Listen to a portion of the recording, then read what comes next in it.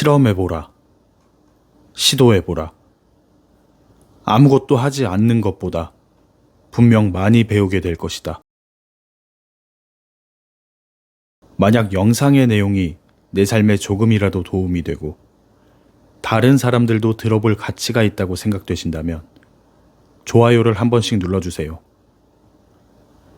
세상에 조금이나마 선한 영향력을 끼칠 수 있는 돈이 들지 않는 기부입니다. 안녕하세요. 마인드 하이킹입니다. 여러분은 여러분의 삶에서 원하는 일을 하고 계신가요?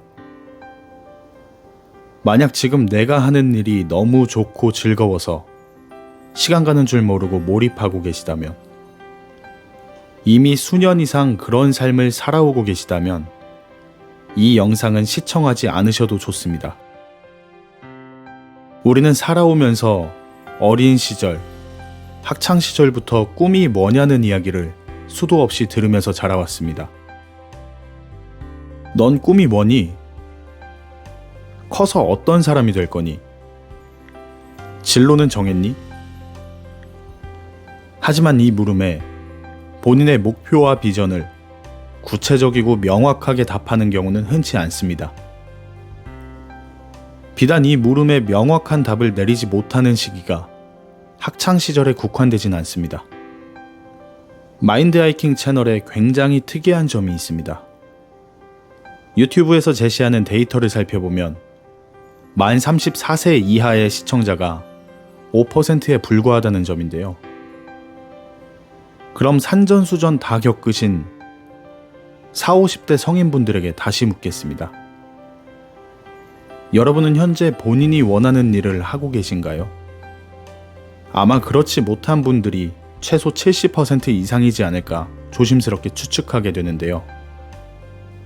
저도 마찬가지였습니다. 물론 지금도 동일하고요. 회사에 출근할 땐 오늘은 또 어떻게 버티나, 오늘도 제발 무사히 지나가자, 이런 생각을 하시며 무거운 발걸음을 옮기시는 분들 많으시죠. 그리고 퇴근할 땐 기진맥진한 상태로 한숨 쉬며 이 짓을 도대체 얼마나 더 해야 하나 라는 생각에 명치에 응어리가 져서 가슴이 무겁고 답답한 느낌도 많이 받으실 거예요. 이러지도 못하고 저러지도 못하는, 그렇다고 더 나아질 것 같지도 않은 이 상황에서 언제나 해병되려나 라는 스트레스로 하루하루를 버텨가시는 분들이 많으실 거고요. 제가 전에 한번 말씀드린 적이 있었죠. 이 채널만큼은 부족한 저에 대해 가감없이 드러내고 멋들어진 말만 늘어놓지 않겠다고요. 저는 사실 직장 다닐 때 어느 정도였냐면 출근 전 일요일부터 식욕이 전혀 없고 내일의 중압감에 명치가 쪼그라드는 느낌이었어요. 출근하는 길에는 죽지 않을 정도로 큰 사고가 나서 진짜 일주일만이라도 아무 생각 없이 푹 쉬고 싶다라는 생각을 항상 했었습니다. 그리고 저 스스로 느끼는 능력 부족과 극심한 업무 스트레스로 인해 야근 후 퇴근하는 길에 혼자 울면서 퇴근한 적도 몇 번 있었습니다. 분명 여러분 중에도 과거에 저와 같은 상황에 놓여 있는 분도 계실 거라 생각합니다. 그럼 지금은 모든 걸 극복하고 내가 바라던 일을 하면서 행복하게 살고 있냐고요? 아직도 아닙니다. 약 5년 전 퇴사 후 사업을 시작하고 나의 미래를 위해 얼마 전 유튜브도 시작했지만, 솔직히 말씀드리면 직장 생활 때보다는 훨씬 좋아졌지만 회사 일이 아닌 내 일을 한다고 해서 모든 상황이 만족스럽지는 않습니다. 직장 다닐 때 느끼지 못했던 또 다른 차원의, 다시 말해 생존과 관련된 문제에 봉착하니 이 또한 만만치 않습니다. 아무도 나를 보호해주지 않는다는 불안감, 살아남기 위해 끊임없이 변화를 추구하며 쉼없이 움직여야 하는 중압감도 있습니다. 수많은 성공하신 분들이나 책에서는 내가 진정으로 원하는 일을 하라고 이야기합니다. 하지만 그게 어디 그리 말처럼 쉬운 일이던가요? 그나마 제가 읽었던 몇몇 책들은 이 부분에 대해 굉장히 깊은 통찰을 가지고 현실적인 조언을 해주는 책도 있었습니다. 그릿이 바로 그 책들 중 한 권인데요. 저자도 책에서 원하는 일을 하라고 강조하고 있습니다. 그러나 막연하고 추상적인 이야기가 아닌 현실에서 실제로 성공을 거둔 사람들은 어떤 식으로 그러한 일들을 만나게 됐는지 상세하게 서술하고 있습니다. 그럼 과연 원하는 목표를 달성하고 의미 있는 삶을 살기 위해서는 실질적으로 어떤 사고방식으로 삶을 대해야 하는지 탐구해 보도록 하겠습니다. 이전 영상에서 이야기 나눈 바와 같이 저자는 수많은 성취를 이룬 사람들을 분석하고 연구한 결과 그들은 대부분 그릿을 가지고 있었다고 이야기합니다. 그릿이란 간단히 말해 열정을 가지고 끈기 있게 장기간 그 열정을 지속하는 능력을 이야기하는데요. 그 그릿이라는 것이 타고나기도 하지만 노력 여하에 따라 후천적으로 장착될 수도 있다고 합니다. 그릿은 총 4가지의 순서로 발달하는 경향을 보인다고 하는데요. 바로 관심, 연습, 목적, 희망입니다. 많은 이들이 열정을 쫓아라, 원하는 일을 해라 라고 이야기합니다. 아마존 창업자 제프 베이조스마저 이렇게 이야기합니다. 오랜 고민 끝에 제 열정을 쫓아 불안한 길을 택했습니다. 여러분이 하고 싶은 일이 무엇이든 열정이 없다면 그 일을 고수할 수 없다는 사실을 살면서 알게 될 것입니다. 하지만 현실은 녹록치 않죠. 한국고용정보원의 연구에 따르면 조사 대상자의 약 34%만이 현재 직업이 본인이 원하던 일이라고 답했습니다. 막연한 재미나 흥미가 아닌 일로서 나의 생활을 책임질 수 있는 분야에서의 관심을 찾는 것도 쉽지가 않은데 그 관심 분야에서 일까지 한다는 것은 더더욱 쉽지 않죠. 하지만 정말 다행스럽게도 일찍이 관심사를 발견하고 그 관심사와 부합하는 직업을 갖는다면 모두가 다 행복하고 성공할 수 있을까요? 저자도 이 책에서 이러한 물음을 던지고 있는데요. 이 부분은 제가 더 자세하게 설명드릴 수 있을 것 같습니다. 왜냐면 제가 정말 뼈저리게 느꼈거든요. 저는 유치원생 때부터 관심사는 하나뿐이었습니다. 그 관심사를 따라 대학에 진학하고 일본에 유학도 다녀왔죠. 그리고 귀국해서 그 직종에서 총 7년가량 몸담았었습니다. 그중 마지막 5년은 대기업에서 커리어를 쌓았고 결국 종지부도 그곳에서 찍게 되었습니다.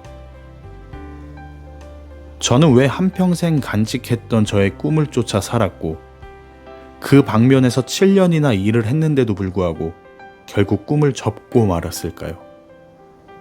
회사 생활이 녹록치 않았고 제가 생각하는 모습과 저의 능력에서의 괴리감 때문에 스스로 자책에 빠지기도 했지만 그래도 대기업에서 근무하며 인사고과 S등급을 받을 정도로 나름 열심히 일하며 주변 사람들에게도 평판이 나쁘지 않았던 저는 왜 그토록 회사에 출근하는 것이 죽을 만큼 힘들었던 걸까요? 지금은 아내와 작은 사업을 꾸려나가고 있는데 오히려 제가 40평생 전혀 생각해보지 못했던 분야이지만 드디어 내 천직을 찾았다 정도까지는 아니더라도 저의 꿈을 쫓아 회사 생활을 했던 7년보다는 훨씬 더 만족스럽고 행복한 삶을 살고 있습니다.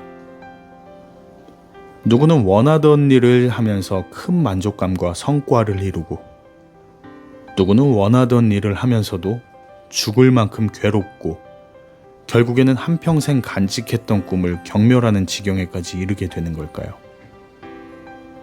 저자는 이렇게 이야기합니다. 열정은 발견하고 키우는 것이다. 내가 면담한 그릿의 전형 대부분이 여러 관심사를 탐색하며 수년을 보냈고, 처음에는 평생의 운명이 될 줄 몰랐던 일이 결국 깨어있는 매 순간과 종종 잠들었을 때까지 차지하는 일이 됐다고 했다. 그들도 무엇을 하고 살지 정확하게 알기까지 상당한 시간이 걸렸을 가능성이 높다. 그들은 다른 일을 한다는 것은 상상할 수도 없는 천직이라고 말하겠지만, 그들에게도 그 이전에 고민했던 시간이 있었다. 책에서는 그녀의 업적을 다룬 영화 줄리 앤 줄리아의 실제 주인공인 줄리아 차일드의 일화를 예로 드는데요. 그녀는 남편과 함께 찾은 고급 프랑스 식당에서 식사를 하면서 그날의 경험 전부가 정신과 영혼을 깨워줬다고 이야기합니다. 그 이후 그녀는 프랑스 요리에 매료되어 프랑스 요리를 미국 대중에게 널리 알리게 된 요리사이자 작가, TV 요리쇼 진행자가 되었습니다. 이미 고인이 된 그녀는 지난 과거를 이렇게 회상합니다. 진정한 열정을 발견하는데 40년이나 걸렸지 뭐예요. 이렇듯 본인이 진정으로 원하는 관심사는 언제 본인 앞에 모습을 드러낼지 알 수 없습니다. 그게 저처럼 5살에 찾아와 30대 중반에 떠나갈 수도 있고요. 줄리아 차일드처럼 40년 만에 찾아와 사망할 때까지 나와 함께 할 수도 있겠죠. 저는 요즘 40년 가까이 고수해왔던, 열정을 불태웠던 분야가 어찌 보면 저의 진정한 관심사가 아니었을 수도 있겠구나 라는 생각을 합니다. 분명 흥미가 있고 큰 열정을 갖고 있었지만, 그것이 일로서 나에게 다가왔을 때 개개인마다의 성향이나 능력, 환경에 따라 그 흥미나 관심, 열정이 저처럼 바닥까지 떨어져 버리는 일도 발생되기도 합니다. 인생 참 어렵죠. 그리고 저자는 관심과 열정이 계시처럼 오지 않는다고 주장합니다. 그녀의 동료인 베리 슈워츠의 말을 인용한 구절이 인상적인데요. 한동안 일해보고 상당히 깊이 관여해봐야 미묘한 사항들을 알게 되고 기쁨을 느낄 수 있는 일도 많다고 합니다. 대부분의 일이 재미없고 하찮아 보이지만 조금만 지나면 처음에는 몰랐던 많은 면을 알게 되고, 결코 이런 점들을 완벽하게 해결하거나 이해할 수 없다는 사실을 깨닫게 되니 그 일을 꾸준히 해봐야 한다고 이야기합니다. 이러한 이야기를 뒷받침해 줄 만한 대단히 성공한 한 인물의 일화가 떠오르는데요. 연매출 약 20조, 전 세계적으로 약 7만 7천 명의 직원을 고용하고 있는 일본의 기업 교세라의 창업주 이나모리 카즈오의 일화입니다. 그는 교토대학을 졸업 후 1955년 쇼포로 전기회사라는 중소기업에 입사를 합니다. 회사의 재정 상태가 워낙에 좋지 않아 첫 월급조차 제대로 받지 못하는 지경이었다고 하는데요. 많은 사람들이 회사를 떠나는 상황에서 그는 결국 회사에 남겨졌고 하루하루 희망 없는 삶을 살고 있었습니다. 그러다 문득 어차피 이 상황을 벗어나기 어렵다면 지금 하고 있는 일에 내 모든 걸 바쳐 전념해보자 라는 생각이 머리를 스쳤고 그대로 행동에 옮겼습니다. 그는 회사에서 전기 절연용 세라믹인 파인 세라믹을 연구하는 일을 맡고 있었는데요. 사실 그가 좋아하는 분야도 아니었고 관심도 전혀 없는 일이었습니다. 대부분의 보통 사람들처럼 그냥 회사에서 주어진 업무였을 뿐이죠. 하지만 생각을 고쳐먹고 해당 분야에 대해 깊게 파고들다 보니 그 분야에 대한 관심이 깊어지고 매력을 느끼며 결국에는 천직을 찾았다라고 할 정도로 그 분야에 매료되고 맙니다. 그리고 결국 1995년 교토세라믹, 즉 교세라를 창업하여 글로벌 기업으로까지 성장시키게 됩니다. 정말 소름 끼치도록 이 책에서 열정은 개시처럼 오지 않는다는 이 챕터의 내용을 그대로 빼다 박은 일화가 아닐 수 없는데요. 다시 그릿으로 돌아가 보겠습니다. 관심사는 자기 성찰을 통해 발견되지 않는다. 오히려 외부 세계와의 상호작용이 계기가 되어 흥미가 생긴다. 관심사의 발견 과정은 혼란과 우연성이 존재하는 비능률적인 과정일 수 있다. 당신의 관심을 사로잡을 일과 그러지 못할 일을 확실히 예측할 수가 없기 때문이다. 직접 시험해보지 않고는 당신이 계속 관심을 갖게 될 일과 사라질 일을 파악할 수 없다. 관심사를 발견한 뒤 오랜 시간 주도적으로 관심을 발전시켜야 한다. 처음에는 관심이 생긴 후에도 계속 그 일을 경험함으로써 거듭거듭 흥미를 유발하는 일이 대단히 중요하다. 마지막으로 관심은 여러 지지자들의 격려가 있을 때 점점 깊어진다. 적극적으로 개발할 필요 없이 열정이 개시처럼 단번에 찾아오지 않는다는 점이 짜증나는가? 하지만 현실적으로 초반의 관심은 사그라지기 쉽고 모호하기 때문에 몇 년 동안 힘껏 기르며 다듬을 필요가 있다. 제 채널의 주요 시청자층인 7080 분들은 이미 회사에서 매너리즘에 빠져 있을 가능성이 높습니다. 내가 이 회사에서 지금 20년을 근무했는데 이제 와서 이곳에서 관심을 두고 흥미를 유발할 만한 일을 찾을 수 있을까? 라는 의구심도 분명 드실 것 같은데요. 이나모리 카즈오와 그릿의 저자의 의견을 종합해서 말씀드리자면 어차피 벗어날 수 없는 상황이라면 지금 나의 업무에 전념하도록 마음을 한번 다잡아 보시기 바랍니다.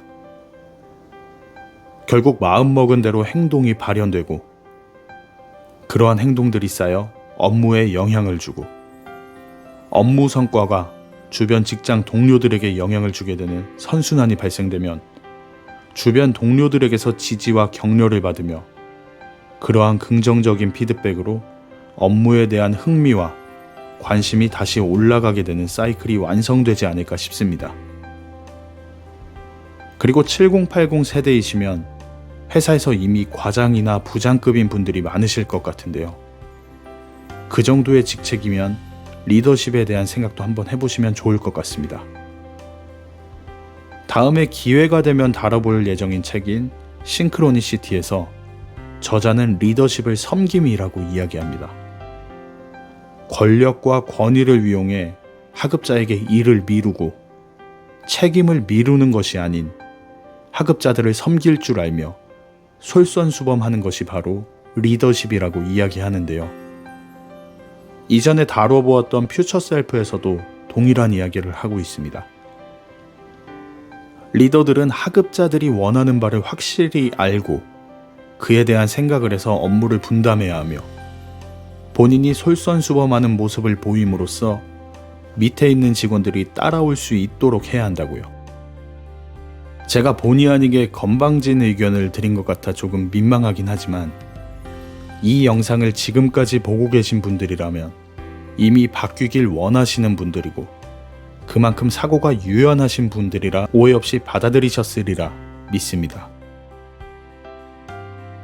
그럼 그릿의 발달 단계 중 연습에 대해 탐구해 보겠습니다.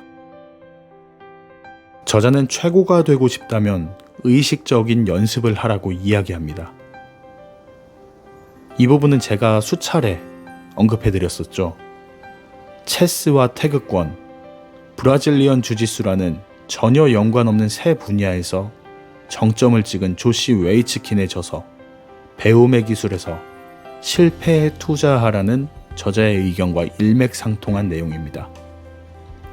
조시 웨이츠킨은 연습을 할 때 항상 본인이 벽이라고 생각되는 상대와 끊임없이 연습을 하며 매일매일 실패와 벽에 부딪히는 연습을 하는데요. 그럼에도 불구하고 의도적으로 그러한 연습을 상대를 쓰러뜨릴 때까지 지속합니다. 그릿에서 저자는 저명한 심리학자인 안데르스 에릭슨의 연구를 인용하여 이와 같이 이야기합니다. 세계적으로 유명한 전문가들의 발전 과정을 추적해보면 예외 없이 오랜 세월 점진적으로 기술을 향상시켜 왔다는 사실을 알게 된다. 에릭슨의 한 연구에서는 독일 음악원의 최우수 바이올리니스트들이 최고 수준의 전문 기량을 갖추기까지 10년간 약 1만 시간을 연습했다는 이야기가 나온다. 우리 대부분과 달리 전문가들은 에릭슨이 말하는 의식적인 연습을 수천, 수만 시간 동안 했다. 그들은 이미 잘하는 부분에 집중하기보다 뚜렷한 약점을 개선하려고 노력한다. 그들은 의도적으로 아직 도달하지 못한 난도의 과제에 도전한다. 전문가들은 도전적 목표를 설정한 뒤에는 그 목표에 도달하기 위해 온전히 집중하고 비상한 노력을 기울인다. 그들은 자신이 잘한 부분보다 앞으로 고쳐나가야 할 틀린 부분에 더 관심이 많은 것이다. 피드백을 적극적으로 수용하는 자세는 즉각적인 피드백만큼이나 매우 중요하다. 전문가들은 처음부터 다시 또 반복한다. 처음에 설정했던 목표를 마침내 완벽히 달성할 때까지. 이전에는 고전했던 부분을 나무랄 데 없이 능숙하게 해낼 때까지. 신경 쓰이던 기술 부족이 무의식적인 자신감으로 바뀔 때까지 반복한다. 물속에서 17분간 숨을 참아 세계 신기록을 수립한 마술사 데이비드 블레이는 그의 테드 강의에서 이렇게 이야기했습니다. 연습과 훈련과 실험을 통해 고통을 참으며 할 수 있는 한 최선을 다하면 됩니다. 에릭슨의 연구 결과는 의식적인 연습이 대단한 노력을 요구한다고 합니다. 그러면서 저자는 이렇게 이야기합니다. 그래서 세계 정상급 선수나 공연가가 마침내 은퇴한 뒤로는 의식적인 연습을 이전과 똑같이 이어나가지 못한다. 만약 연습 자체가 재미있고 즐겁다면 은퇴 후에도 연습을 계속할 것이다. 우리가 무언가 목표를 이루기 위해서는 부단한 노력은 필수 불가결한 요소입니다. 그 누구도 아무리 좋아하는 일을 한다고 하더라도 부단한 노력 없이는 목표를 이룰 수 없습니다. 천직이라고 하더라도 일의 모든 순간이 행복하고 재미있고 수월할 수는 없을 테니까요. 몰입의 저자 황농문 박사님은 그의 저서에서 이렇게 이야기합니다. 인생에서 가치 있는 것은 모두 오르막이라고요. 우리가 추구하는 것들이 편한 내리막 끝에 기다리고 있다면 참 좋을 텐데 아이러니하게도 그런 일은 세상에 거의 없죠. 하지만 저자는 노력, 의도적인 연습과 반대되는 개념에 대해서도 물음표를 던집니다. 에릭슨이 의도적인 피나는 연습을 통해 전문가가 만들어지고 목표를 이룰 수 있다고 주장한다면 에릭슨만큼 저명하고 에릭슨만큼 한평생 전문가를 연구해온 미하이 칙센트미하이는 전문가의 특징이 완전한 집중으로 몸이 저절로 움직이는 듯한 느낌에 이르는 몰입을 경험하며 생각할 필요도 없이 수월하게 그냥 실행되는 듯한 느낌으로 수행하는 것이 전문가라고 이야기합니다. 황농문 박사님도 저서 몰입에서 칙센트미하이의 의견을 언급하시는데요. 결과적으로 저자는 의식적인 연습이나 몰입, 둘 중 어느 한 가지가 옳다라는 결론을 내리지는 않습니다. 저는 저자의 이러한 유연한 오픈된 마인드가 참 마음에 드는데요. 저자는 10년 동안 관련 연구 문헌들을 검토해온 결과를 종합해 이렇게 이야기합니다. 전문가들은 고통받는가 아니면 황홀경을 경험하는가? 투지가 강한 사람들은 의식적인 연습을 더 많이 하고 몰입도 더 많이 경험한다. 다시 말해 의식적인 연습은 준비 과정에서, 몰입은 실제 수행 중에 필요하다. 예전 한 예능 프로에서 김연아 선수에게 연습할 때 무슨 생각을 하느냐는 질문을 던졌는데 김연아 선수의 답변이 압권이었습니다. 무슨 생각을 해요? 그냥 하는 거지. 그녀의 연습 영상을 살펴보면 기술을 구사하다 실패해서 바닥에 나뒹굴고 엉덩방아를 찢는 모습들이 나오는데, 그럴 때마다 분하다는 표정으로 아이스링크를 손으로 내려치는 장면들이 나옵니다. 분명 그 모습은 몰입의 모습과는 거리가 있습니다. 오히려 실패해도 고통스러워도 지속적으로 연습하는 의식적인 연습에 가깝죠. 그러나 그녀가 실제 무대에서 하는 신들린 듯한 연기를 보고 마지막에 환하게 웃는 모습을 보면 그 모습은 몰입에 더 가깝습니다. 책에서 저자는 여러 차례 세계 신기록을 세우고 올림픽에서 금메달을 목에 걸었으며 국제 수영 명예의 전당에 헌액된 로디 게인스와의 면담을 회고하는데요. 그는 이렇게 이야기합니다. 즐거운 마음으로 연습장에 간 적도 없고 연습하는 동안에도 정말로 즐겁지 않았어요. 그런데 왜 그만두지 않았나요? 이유는 아주 간단합니다. 수영을 사랑하기 때문이죠. 연습을 싫어했지만 수영 전반에 대한 열정이 있었습니다. 올림픽 조정 금메달리스트인 마스 라스무센도 비슷한 설명을 했다고 합니다. 열심히 하는 거죠. 재미가 없을 때도 해야 할 일은 해야죠. 왜냐하면 결과를 달성하면 엄청 즐거우니까요.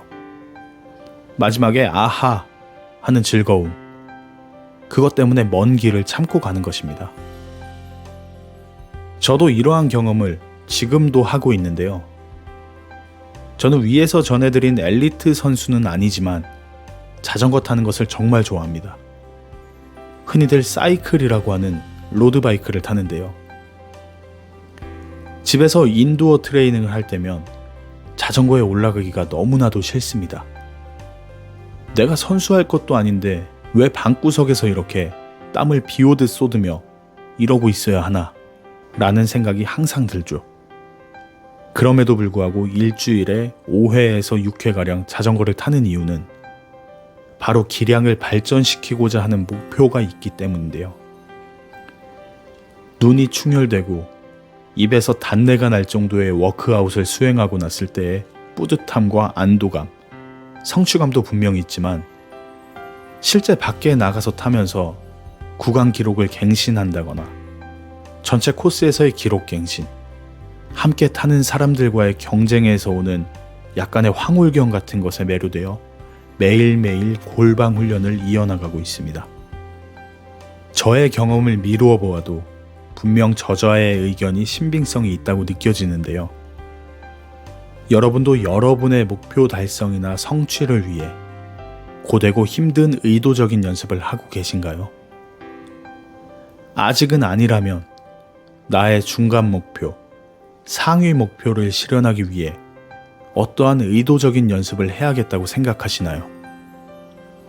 마지막 저자의 이야기로 그릿을 발전시키기 위한 연습에 대한 내용은 마무리 짓도록 하겠습니다.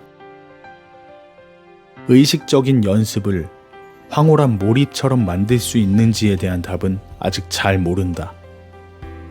그러나 스스로에게 그리고 타인에게 힘들었어요. 그래도 좋았어요. 라고 말할 만큼 노력할 수는 있다고 생각한다. 이제 그릿을 발전시키기 위해 필요한 4가지 요소 중 목적에 대해 탐구해 볼 건데요. 목적이라는 것을 어떻게 키울 수 있을까요? 이에 대해 스탠퍼드 대학교의 발달 심리학자 빌 데이먼은 이같이 이야기합니다. 왜 이 일을 하는가? 라는 질문에 대한 최종 답변은 목적입니다. 모든 사람에게 기폭제가 있었습니다. 목적의 시발점이 되는 기폭제요. 그 기폭제는 바로 관심 있는 일이었습니다. 이 의견에 대해 또다시 관심이라는 요소가 연결이 됩니다. 앞에서 관심은 어떻게 키울 수 있다고 이야기했나요? 관심과 열정은 운명처럼 하늘에서 뚝딱 떨어지는 경우는 극히 드물기 때문에 발견하고 키워야 한다고 이야기했었죠. 그리고 저자는 우리에게 아주 희망적인 메시지를 던집니다. 당신의 나이가 얼마가 됐든 목적의식을 기르기에 너무 빠르거나 늦은 나이란 없다. 한번 예를 찾아볼까요? 세계적 환경운동가 그레타 튠베리를 알고 계신가요? 그녀는 2003년생입니다. 이제 갓 성인이 되었겠군요. 그녀는 2018년에 스웨덴 의회 앞에서 기후를 위한 학교 파업이라는 팻말을 들고 1인 시위를 했습니다. 한국으로 치면 고작 중학생 정도의 청소년이 말이죠. 그럼 반대의 예시를 한번 생각해 보겠습니다. 여러분 치킨 좋아하시나요? KFC라는 프랜차이즈 알고 계시죠? 요즘 친구들은 잘 모를 텐데 제가 어릴 땐 KFC 매장 앞에 흰 수염에 흰 옷을 입은 할아버지 상이 항상 서 있었습니다. 그분이 바로 KFC의 창업주 할랜드 샌더스입니다. 그는 자신이 운영하던 주유소와 레스토랑을 잃게 되는데요. 65세의 나이에 단돈 $105를 들고 새로운 사업을 시작해야 했습니다. 그는 레스토랑을 운영하며 팔았던 본인의 치킨 레시피를 들고 미국 전역을 돌아다녔죠. 하지만 그는 수백 번의 거절을 경험해야 했습니다. 그럼에도 굴복하지 않았고 끈질기게 도전한 끝에 결국 KFC의 프랜차이즈 계약을 따내게 되고 세계적인 기업으로 만들었습니다. 그게 1950년대의 일인데요. 지금의 65세와 그때의 65세는 엄청난 차이가 있을 겁니다. 저 때만 해도 할머니, 할아버지가 60세가 되시면 환갑잔치를 하고 가족 사진을 찍었는데 요즘은 환갑잔치 하면 욕먹잖아요. 무려 1950년대의 65세에 새로운 길을 찾아 나선 샌더스는 저자의 이야기를 대변해주는 좋은 예가 될 것 같네요.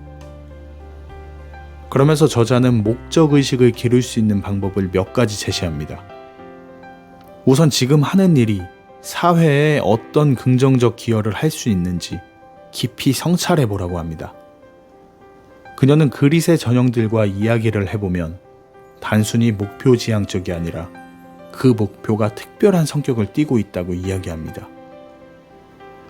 목표와 목적에 항상 타인이 언급된다고 하는데요. 자녀들, 고객, 내 학생 등 특정한 타인이 언급될 때도 있고 이 나라, 스포츠, 과학, 사회처럼 추상적인 타인이 언급될 때도 있다고 합니다. 자신의 노력이 궁극적으로는 타인에게 유익을 가져오기 때문에 밤낮을 가리지 않고 수고를 감수할 수 있다는 것인데요. 그릿을 갖고 있는 성공한 인물들은 대부분 이타주의자들인 것 같습니다.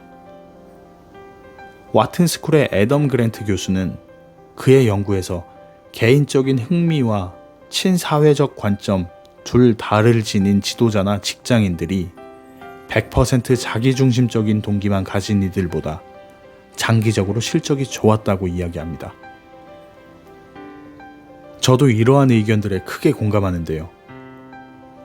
우리는 테레사나 간디와 같은 성인이 아니기에 온전히 타인을 위해 살기는 어렵습니다. 그렇기 때문에 우리의 목표와 목적은 이타적이기보단 자기중심적일 수밖에 없는데요.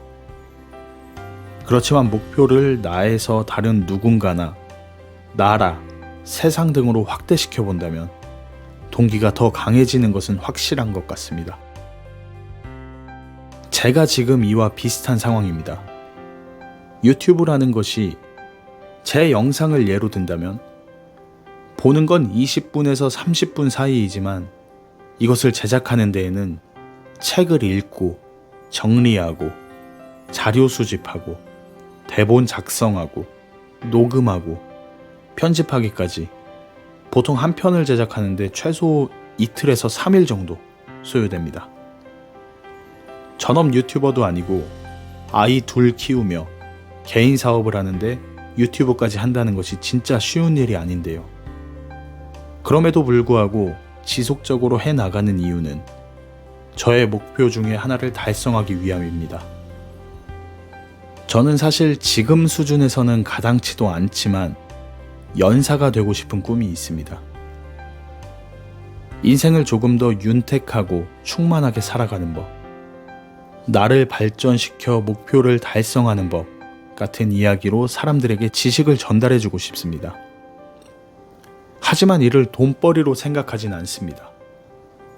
기본적으로 경제적인 부분은 사업소득과 투자소득으로 충당하고 개인들을 상대로는 금전적 보상 없이 무료로 지식을 전달하고픈 소망이 있습니다. 김칫국부터 들이키는 소리이지만 남들처럼 유명세를 얻으면 유료 강의를 개설한다던가 유료 세미나를 개최하는 것 같이 개인들에게 돈을 받고 무언가를 하고 싶진 않습니다. 만약 그럴 만한 수준이 돼서 책을 쓰게 된다면 가능하면 세이노님처럼 인쇄 같은 것은 신경 쓰지 않고 최대한 저렴하게 독자들에게 저의 인사이트를 전해드리고 싶은 꿈도 있습니다. 물론 정말 잘 돼서 기업이나 단체에서 저를 초청해준다면 그 부분은 합당한 돈을 받을 생각이지만요. 이와 같이 저 또한 저 자신만의 유익이 아닌 미약하나마 세상의 빛과 소금이 되고 싶다라는 생각에 하루하루 나를 더 발전시키고 고된 유튜브 업로드를 계속할 수 있는 것 같습니다. 그리고 다음 방법으로는 현재의 일에 작지만 의미 있는 변화를 주어 자신의 핵심 가치와 연관성을 증대시킬 방법을 생각해보는 것이라고 합니다. 이 내용은 제가 전에도 잠깐 언급했던 내용과 일맥상통한 내용인데요.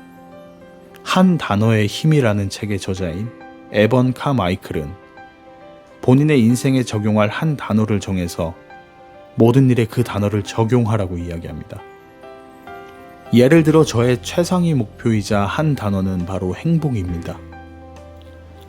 그래서 저는 아이들이 하원하면 어떤 대화를 하고 어떤 놀이를 해야 아이들이 행복할까를 고민하고 일의 영역에서도 고객들을 어떻게 하면 행복하게 해드릴 수 있을까?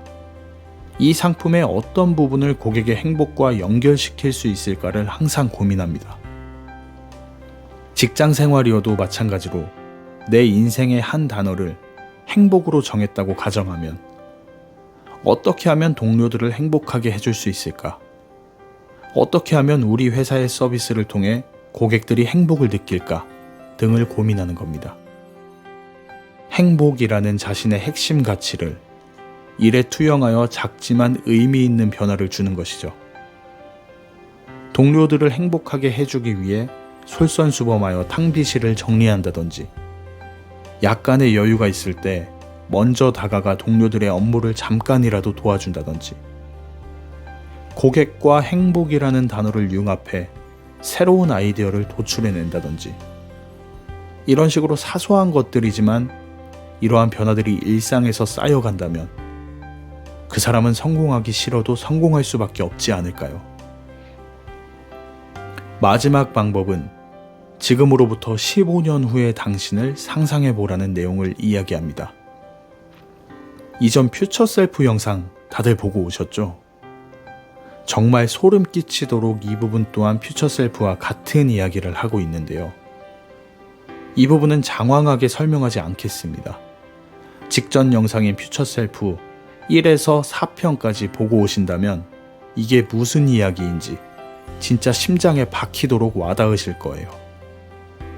너무 바쁘시면 1편만 보셔도 눈물 날 정도로 이해가 바로 되실 수도 있습니다. 제가 책으로 읽을 때 울면서 보았던 내용이 영상 1편에 있거든요. 이제 마지막 요소인 희망에 대해 알아보도록 하겠습니다. 영상이 너무 길어 힘드실 수도 있는데 여기까지 저와 함께 해주신 분들은 정말 존경합니다. 이런 마음가짐이라면, 그리고 지금의 마음가짐만 끝까지 유지하고 행동하신다면 생각하시는 모든 일들이 언젠가 뜻대로 잘 풀릴 수밖에 없는 분들이라고 생각합니다. 저자는 희망이 무엇이냐는 질문을 던집니다. 저자가 글이 돼서 이야기하고 싶은 희망은 단순히 우리가 떠올리는 그러한 희망이 아닌 내일은 나아질 것 같은 느낌이 아니라 나은 내일을 만들겠다는 결심이라고 이야기합니다. 저자는 본인 스스로를 돌아보며 무언가 일이 뜻대로 풀리지 않을 때 되는 일 하나 없다며 성을 내고 내가 하는 일이 다 이렇다며 도대체 어떻게 이렇게 안 풀리냐며 자책하기보단 그래도 다시 한번 포기하지 않을 거야. 방법을 찾아낼 수 있어 라는 희망을 품고 스스로에게 도전적으로 말을 해줬다고 합니다. 그리고 무력감을 낳는 요인은 고통 자체가 아니라 문제는 자신이 통제할 수 없다고 생각하는 고통이라고 이야기하는데요. 포브스와 가디언 등에 기고하고 있는 저널리스트 헤스터 레이시는 독보적인 창의력을 가진 사람들과의 인터뷰에서 똑같은 행태를 발견했다고 합니다. 그녀가 인터뷰한 모두에게 가장 실망스러웠던 일은 무엇이었냐는 이야기를 물어보면 그들의 대답은 거의 똑같았다고 하는데요. 그들은 실망이라 생각하지 않고 어떤 일이 생기든 거기서 배울 점을 찾는다고 합니다. 그리고는 썩 좋지는 않았지만 그래도 계속 밀고 나가겠다는 생각을 한다고 합니다. 그리고 저자는 이야기합니다. 상황을 개선시킬 방법을 계속 찾는다면 마침내 그것을 발견할 가능성이 높다. 그에 반해 방법이 없을 거라 지레짐작하고 포기한다면 단언컨대 절대 찾지 못할 것이다. 할 수 있다고 생각하면 할 수 있고 할 수 없다고 생각하면 할 수 없을 것이다. 헨리 포드. 실패하고 쓰러지면 누구나 실망을 하고 낙담합니다. 하지만 관건은 쓰러진 채로 나 자신을 내버려 두느냐, 다시 일어나 다시 한 발 한 발 나아가느냐의 차이입니다. 저자는 이야기합니다. 나는 실패해도 오랫동안 낙담하지 않고 다시 일어선다 라고요. 제가 지금까지 굉장히 많이 언급한 단어 중 하나가 바로 회복 탄력성입니다. 낙담, 실망, 좌절, 고통에 굴하지 않고 다시 시작하고 포기하지 않는 것을 이야기합니다. 사실 이러한 회복 탄력성을 기르는 것이 쉽지가 않습니다. 그렇기 때문에 저는 신념과 목표를 굳건히 하고 항상 책을 가까이 두어 통찰과 깨달음, 깊은 공부를 한 선배들의 지식과 지혜를 배우려 합니다. 여러분은 지금 어떤 상황이신가요? 인생이 평탄한 분도 계실 거고 인생이 굴곡지고 험난한 분들도 계실 텐데요. 아마 인생이 평탄한 분들은 이런 영상을 많이 찾아보시진 않을 것 같다는 생각이 듭니다. 제가 바로 그랬습니다. 무언가 결핍이나 부족함을 느끼기에 그러한 부분을 채우고자 이런 영상을 시청하는 분들이 많이 계실 거예요. 마지막으로 제가 드리고 싶은 말씀은 사실 저에게 하는 이야기이기도 합니다. 부디 실패와 실망과 좌절과 고통이 찾아오더라도 딱 한 번만 더 해보자라는 이야기를 저와 여러분에게 말하고 싶습니다. 성공은 바로 저 모퉁이를 돌아서면 나를 기다리고 있을지도 모르는 일이니까요. 새로운 지식과 잠재력을 탐험하고 발견하는 여정, 마인드 하이킹이었습니다. 감사합니다.